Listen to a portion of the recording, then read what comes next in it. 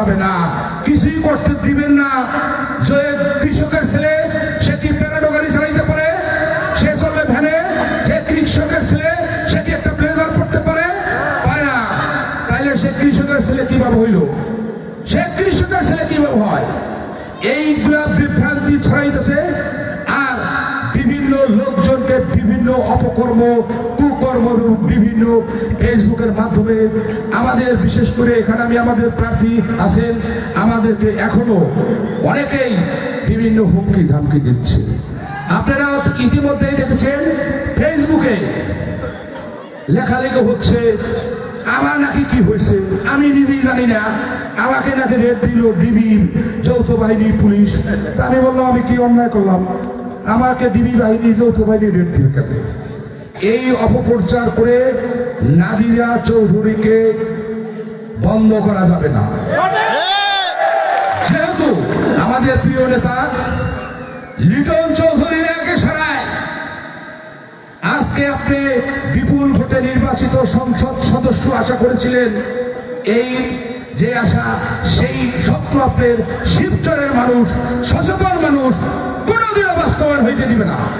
শিবচরের মানুষ চায় একজন ভদ্র মানুষ, একজন জ্ঞানী মানুষ, একজন শিক্ষিত মানুষ, একজন ভালো মানুষ, যাকে দিয়া শিবচরের জনগণ নিরাপত্তা পাবে, শিবচরের উন্নয়ন হবে, সেই মানুষ হইল নাদিরা চৌধুরী।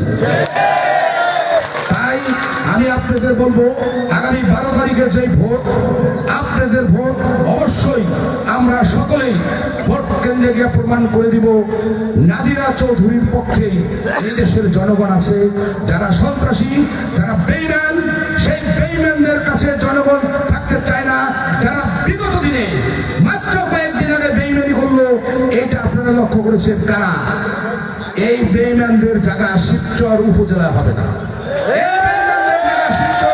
হবে না। আমাদের এখানে যারা আছেন আমি আপনাদেরকে সবাইকে অনুরোধ করব এই বেঈমানদের শিক্ষা করার জন্য, এই সন্ত্রাসীদেরকে শিক্ষা দেওয়ার জন্য আমরা আগামী 12 তারিখ সকলেই ঐক্যবদ্ধভাবে আমরা বিএনপি প্রার্থী জনাব নাদিরা চৌধুরীকে যদি ধানের শীষে ভোট দিয়ে আমরা তাকে জাতীয় সংসদে সংসদ সদস্য নির্বাচিত করতে পারি, তাহলে শিবচরের যে উন্নয়ন, সেই উন্নয়নের ধারা অব্যাহত থাকবে। এবং আমরা চাই সেই উন্নয়নের ধারা অব্যাহত রাখার জন্য আমরা আগামী 12 তারিখে এই নাদিরা চৌধুরীকে আমরা বিপুল ভোটের মাধ্যমে আমরা নির্বাচিত করবো ইনশাল্লাহ। আমরা যদি সবাই ঐক্যবদ্ধভাবে থাকি, কোন ষড়যন্ত্রই রুখতে পারবে না, কোন সন্ত্রাসবাদ রুখতে পারবে না। আপনারা যত কিছুই মনে করেন, আপনারা বলেন আমাদের কেউ কিছু হইলে আমরা ছাড়বো না, আমাদেরকে হুমকি দেওয়া। আরে ভাই, যেই বনে বাঘ নাই সেই বনে তো বিড়ালেই বাঘ হয়। কথা বলেন আপনার আমি খেললেছি, আমি একা, আপনার আমি একাই খেললেছি। কত বড় খেলোয়াড় আপনি না, বহুত খেলোয়াড় আমরা দেখছি, বহুত খেলোয়াড় আমরা দেখছি, অত বড় খেলোয়াড় আপনি না।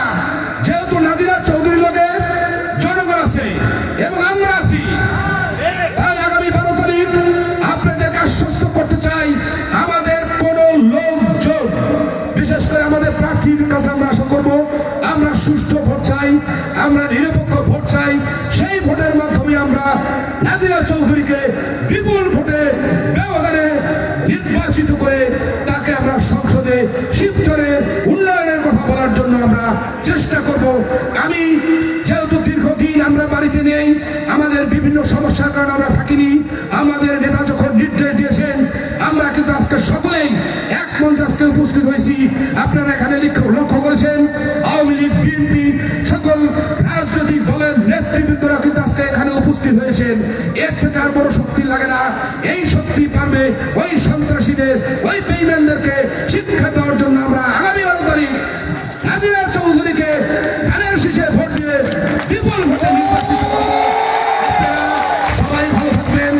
আপনারা যার যার এলাকায় গিয়ে, যার যার ইউনিয়নে গিয়ে আমি সবাইকে উদ্যত আহ্বান করব, আমরা গ্রামে গ্রামে মা বোনদের কাছে ভোট চাবো, ভোট ভিক্ষা চাবো, ভোট প্রেরণা অনুনয় বিনিময় করে তাদের থেকে ভোট আমরা আদায় করব এবং সবাইকে আমরা ভোট কেন্দ্রে নিয়ে যাব এবং তাদেরকে ভোট কেন্দ্রে ভোট দেওয়া এবং ভোট কেন্দ্রে ভোট গোনা পর্যন্ত আমরা ওই কেন্দ্রে অবস্থান করব।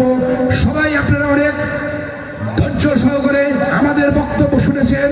আজকে যেহেতু সবে বড়দের নামাজ, আমাদের প্রাণ প্রিয় নেতা যারা নাদিরা চৌধুরী আপনাদের সামনে মূল্যবান বক্তব্য দিবেন। আমরা আজকে সবাই স্বল্পতার কারণে আমাদের সম্মানিত চেয়ারম্যান সাহেবরা, ভাইস চেয়ারম্যান সাহেবরা, বিএনপির স্থানীয় নেতৃবৃন্দরা অনেকেই বক্তব্য দিতে পারে নাই। এই জন্য আমরা মানে আমার যেহেতু বাড়ি, এই জন্য আমি একটু আন্তরিকভাবে দুঃখ প্রকাশ করছি। আমাদের বসার একটু সমস্যা হয়েছে, জায়গার একটু সমস্যা হয়েছে, আমরা তো দীর্ঘদিন ছিলাম না। তো এই জন্য আমি আন্তরিকভাবে আপনাদের কাছে মানে আন্তরিকভাবে দুঃখ প্রকাশ করছি। কোনো ভুল ত্রুটি থাকলে নিজ করে ক্ষমা করে দিবেন। পুনরায় আমি আপনাদেরকে আবার বলবো, আপনারা সবাই আমাদের এই নেত্রী যারা নাদিরা চৌধুরীকে আপনারা ভোট দিবেন, এটাই আমাদের প্রত্যাশা। শিবচরের উন্নয়নের ধারাকে আমরা অব্যাহত রাখবো। বিভিন্ন বড় বড় প্রকল্প আজকে শিবচরে চলমান, কিছু প্রকল্প ইতিমধ্যে বন্ধ হয়ে গেছে। একমাত্র সম্ভব যদি রাষ্ট্রীয় ক্ষমতায় এই বিএনপি সরকার গঠন করে, নাদিরা চৌধুরী যদি এমপি হয়, তাহলে এই প্রকল্পগুলা ইনশাল্লাহ হবে এবং শিবচরের মানুষের কর্মসংস্থানের ব্যবহার হবে, শিক্ষার মান উন্নয়ন হবে, স্বাস্থ্য সেবার মান উন্নয়ন হবে। তাই আপনাদেরকে আমি আহ্বান জানাবো, আপনারা সবাই ধানের শীষে নাদিরা চৌধুরীকে ভোট দেবেন। আমিও দিব ইনশাল্লাহ। 12 তারিখে বিজয়ের পরে আবার আপনাদের সাথে দেখা হবে। সবাইকে ধন্যবাদ। আসসালামু আলাইকুম ওয়া রাহমাতুল্লাহ। সম্মানিত উপস্থিতি, আমাদের মিঠু চাচার সন্তান, আমাদের প্রার্থী নাদিরা চৌধুরীর সুযোগ্য সন্তান জনাব লায়েসকে সবাইকে সালাম বিনিময় করার জন্য অনুরোধ জানাচ্ছি। লায়েস।